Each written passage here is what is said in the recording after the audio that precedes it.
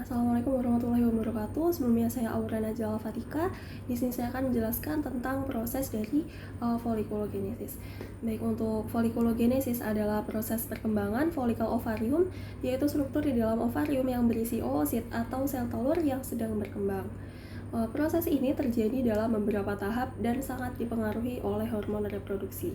Folikel-folikel ini tidak hanya menyediakan lingkungan yang optimal untuk perkembangan oosit, tetapi juga menjadi sumber utama hormon seperti estrogen dan progesteron.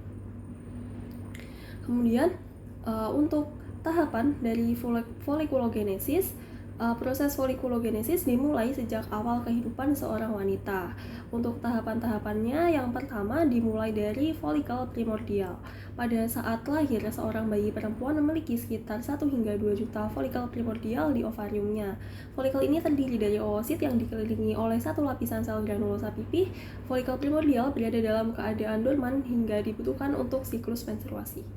Untuk fase selanjutnya adalah folikel primer. Untuk folikel primer, ketika seorang wanita mencapai usia reproduksi, sebagian folikel primordial akan mulai berkembang menjadi folikel primer.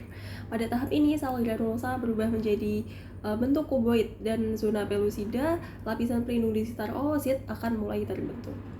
Untuk tahapan ketiga yaitu folikel sekunder. Selanjutnya, folikel primer berkembang menjadi folikel sekunder. Pada tahapan ini, sel granulosa bertambah jumlahnya dan sel-sel TK mulai terbentuk di sekitar folikel. Sel-sel TK ini nantinya berperan penting dalam sintesis hormon estrogen. Untuk fase keempat yaitu folikel antral. Dalam tahapan ini, rongga yang berisi cairan disebut antrum mulai muncul. Folikel antral adalah salah satu tahap yang paling penting karena hanya folikel dengan kualitas terbaik yang akan berkembang lebih lanjut. Selanjutnya adalah fase folikel dominan. Jadi di antara beberapa folikel antral, hanya satu yang akan menjadi folikel dominan. Folikel ini memiliki kemampuan untuk menghasilkan lebih banyak estrogen yang pada akhirnya akan memicu ovulasi. Pada puncaknya, folikel dominan melepaskan oosit melalui proses ovulasi yang siap untuk dibuai pada proses fertilisasi. Kemudian untuk peran hormon dalam folikulogenesis, proses folikulogenesis tidak terjadi begitu saja.